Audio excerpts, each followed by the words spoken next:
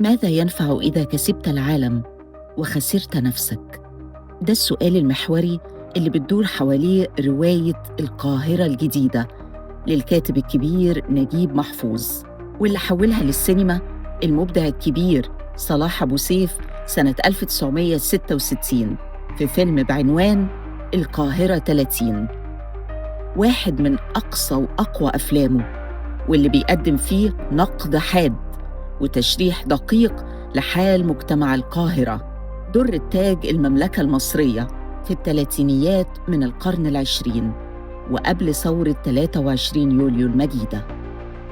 الفيلم سجل لنا حياة مجموعة من الطلبة بيتخرجوا من الجامعة المصرية برغم ظروفهم الصعبة، بس كل واحد منهم بيبقى ليه اتجاه في الحياة، زي علي طه اللي لعب دوره الفنان الكبير عبد العزيز مكاوي في أهم دور في مسيرته الفنية. لكن البطل الحقيقي في الفيلم كان محجوب عبد الدايم، المقابل الكامل لشخصية علي طه في الفيلم، طالب مغترب جاي القاهرة مدفوع بالطموح والأمل في أضواءها المبهرة، واللي بيقبل بقسوة العيشة والحرمان طول فترة دراسته على أمل إنه بعد التخرج حاله يتغير، لكنه بيتصدم إن الصورة اللي في باله كانت أوهام، وإنه عشان يغير حاله ويعلى على السلم الاجتماعي لازم يدفع التمن الغالي قوي من كرامته ونخوته ورجولته وكمان من حبه. ما هو الإنسان يا محجوب يا أخويا له فرصة واحدة بس في حياته، فرصة واحدة بس. المهم بقى الفرصة دي بتحتاج للباقة والكياسة والمفهومية والفتاكة. كان على الفتاكة أنا يعني كده. محجوب بيلاقي إن السبيل الوحيد عشان يعلى في السلم الاجتماعي إنه يبيع نفسه للشيطان، زي فاوست يحاول يكسب العالم ويبيع روحه، فبيرضخ لفساد معالي الوزير ويقبل يبقى جوز سوري لحبيبته الملاك البريء إحسان، اللي ظروفها ما كانتش أحسن من ظروفه، واللي اضطرت تنزل في الوحل عشان تحسن مستواها. والعريس الأستاذ محجوب عبد الدايم حسنين. الأستاذ محجوب عبد الدايم حسنين. وبالفعل بيتجوزوا وبيعيشوا في أحسن مكان ويلبسوا أحسن لبس، وهو كمان بيتوظف في وظيفة كبيرة، والتمن زيارة أسبوعية خاصة من معالي الوزير لإحسان.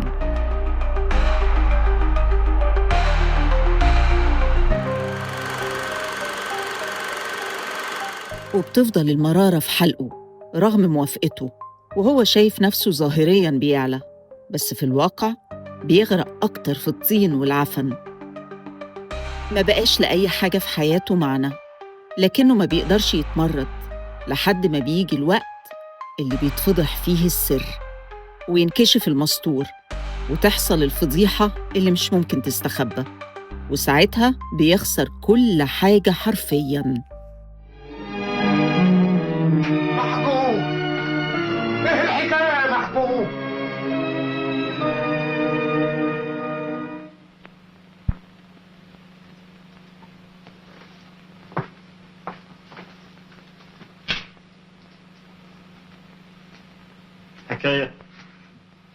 حكاية خلاص انتهت، اتطربقت فوق دماغنا، راح كل شيء، الوظيفة والمهية والواجب المقدس.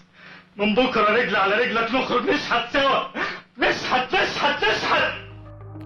الفنان الكبير حمدي أحمد لعب بطولة عدد كبير جداً من الأعمال الفنية، لكن فيلم القاهرة 30 بيكاد يكون البطولة المطلقة الأولى والأخيرة له في السينما. وعلى الرغم من كده قدر إنه يقدم لنا دور صعب بيمر بمتغيرات نفسية كتيرة وعميقة، شخصية بتتحول من شاب عنده مبادئ لإنسان بيبيع نفسه بالتدريج تحت ضغط الفقر والطموح. وقدم الدور بإتقان شديد وصدق صادم في الأداء الواقعي، لدرجة إنه وضع الجمهور في حالة من الحيرة، يتعاطف معاه ولا يكرهه ويدينه.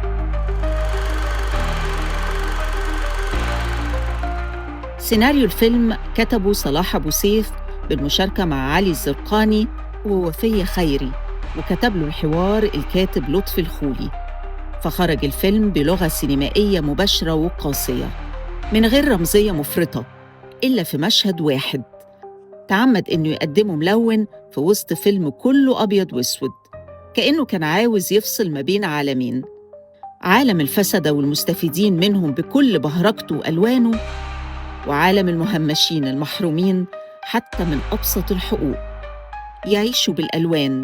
وده عشان يكشف نظام كامل قائم على النفاق والظلم الاجتماعي والقهر للطبقات المحرومة.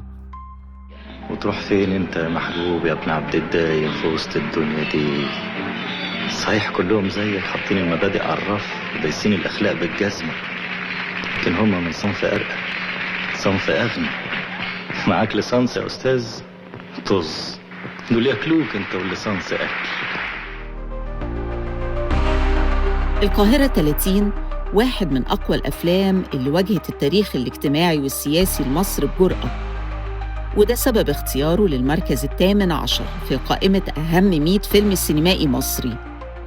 إنه فيلم مش بس بيحكي حكاية أفراد، لكنه بيحلل نظام اجتماعي كامل قائم على الظلم والفساد والنفاق واستغلال النفوذ والسلطة. بيدخلنا جوه السؤال ده من غير إجابات سهلة، وبيورينا إزاي الفقر مش بس بيكسر الجسد، لكنه ممكن يكسر المبادئ كمان، وإزاي الإنسان وهو فاكر إنه بيكسب الجولة بيكتشف في الآخر إنه خسر نفسه. الأمثال قاسم بيه وبس اتخلقت الدنيا. انت عايز تقاوم يا سعالي يا طه؟ تقاومه بإيه؟ بأوجست كونت وسان سيمون؟ أخي طز في حضرتك.